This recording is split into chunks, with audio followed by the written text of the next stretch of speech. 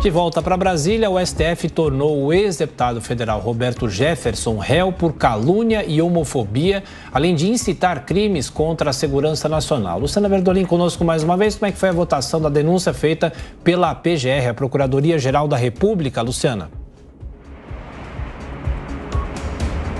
Olha, Tiago, esse julgamento começou no último dia 18 de fevereiro, mas teve um pedido de vista do ministro Nunes Marques. Vale ressaltar que lá atrás, ainda em fevereiro, já havia maioria para tornar Roberto Jefferson réu.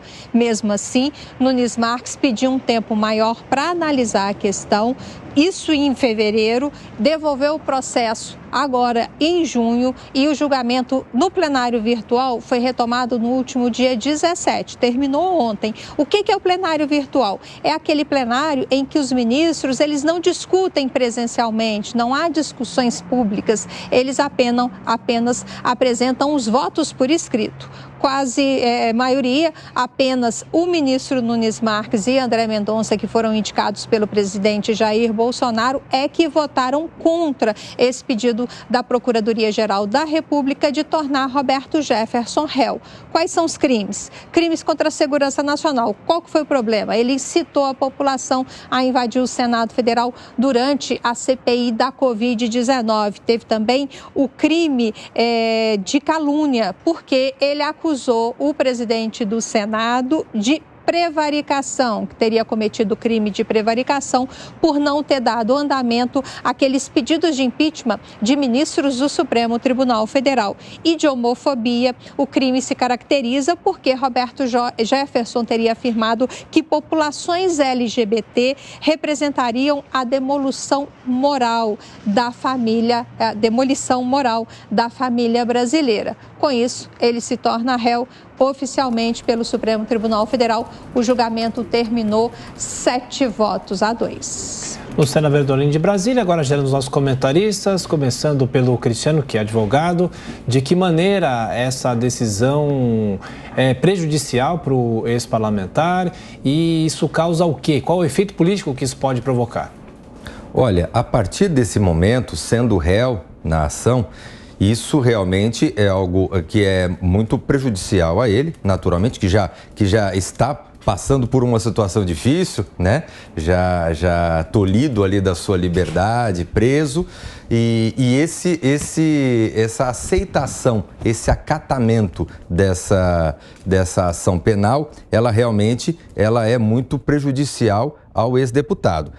É importante analisar que o direito à crítica, à liberdade de expressão, ele é assegurado na Constituição. Agora, com limites. Então, uma situação é você criticar uma pessoa, criticar o presidente do Senado, criticar um parlamentar, criticar um político, um juiz, uma decisão judicial, fazer críticas. Isso é democrático, isso é garantido constitucionalmente. Agora, nós não podemos ultrapassar o limite da prática de uma conduta criminosa.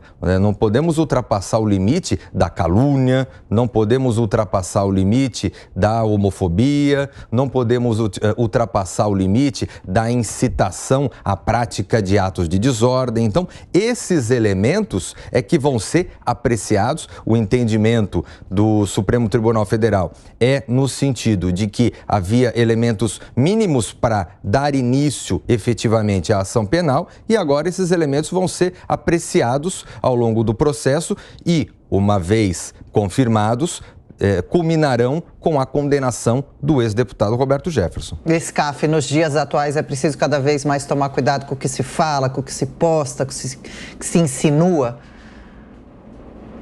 Adriano, eu não concordo. Nós temos a liberdade de expressão garantida pela Constituição. Ninguém pode ter medo de falar e ter cuidado de falar absolutamente nada.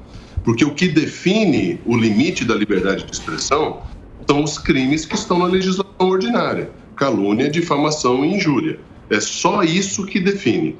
Fora isso, você está legislando naquilo que a Constituição não prevê. Eu tenho uma frase que eu aprendi na faculdade, que eu nunca mais esqueci, e ela é muito marcante. O meu professor dizia o seguinte: o que a lei não distingue, não cabe ao intérprete fazê-lo. Quanto mais a nível constitucional. A Constituição não limita a liberdade de opinião e de expressão. E também, você só pratica crime quando esse crime, esse fato é típico. Ele está previsto numa legislação penal aprovada pelo Parlamento. Fora isso, é ativismo judicial, é invencionismo, é um achismo que arrebenta com a segurança jurídica no Brasil.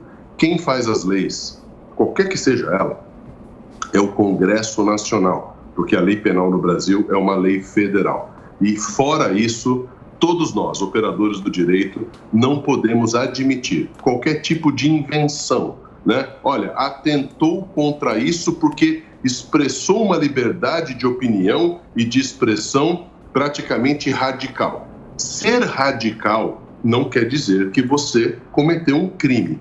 E é isso que precisa ficar claro. Porque daqui a pouco, como você disse, Adriana, nós vamos ficar com medo, né, de nos expressar e dizer, eu não concordo com isso, eu não sou do seu lado, eu não concordo com o seu comportamento, e o meu comportamento é diferente do seu. Poxa, se ser diferente, se comportar de uma maneira cujo princípio, né, da minha família é diferente do princípio da sua, se isso for nos deixar com medo, nós precisamos fechar o país.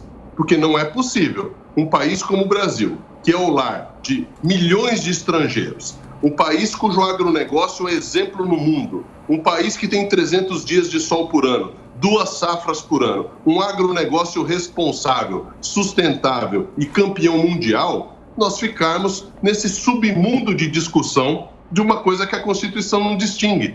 Então é esse o nosso, vamos dizer assim, a nossa vergonha institucional, é que o Brasil precisava discutir emprego, sustentabilidade, desenvolvimento, segurança nacional, futuro, tecnologia, juventude. Enquanto a gente estiver discutindo que uma pessoa não pode falar aquilo que ela pensa, obviamente, como disse o Cristiano, falou o que pensa e cometeu um crime, tem que responder. Agora, falar o que pensa e ser levado à prisão já é demais. Isso é ditadura, isso é ativismo, isso não combina com um país livre como o Brasil. Cristiano? Exatamente, eu concordo com o Scaff e é importante a gente colocar que toda atividade que é exercida, ela tem a sua responsabilidade. Então, um médico salva vidas, um médico vai fazer uma cirurgia, se ele comete erro, ele pode ser responsabilizado por isso. Não quer dizer que o médico vai deixar de operar as pessoas, ele vai sabendo da responsabilidade do seu serviço. Isso vale para a advocacia, vale para o jornalismo, vale para todas as atividades que são exercidas. E é justamente nesse sentido que vem o exercício pleno das liberdades. Nós, cidadãos, no pleno gozo dos nossos direitos civis e políticos, nós temos a total liberdade. Nós vivemos em uma democracia onde não existe censura, a censura prévia, a censura que não nos permite dizer. Então, nós temos essa liberdade. Agora, todo o exercício de liberdade, uma vez ele venha a redundar numa prática criminosa, numa prática que fira o direito de terceiro, ele está sujeito a que aquela pessoa que se viu ferida venha a procurar a justiça para tentar uma reparação por esse dano e tentar com que seja aplicadas as consequências estabelecidas em lei.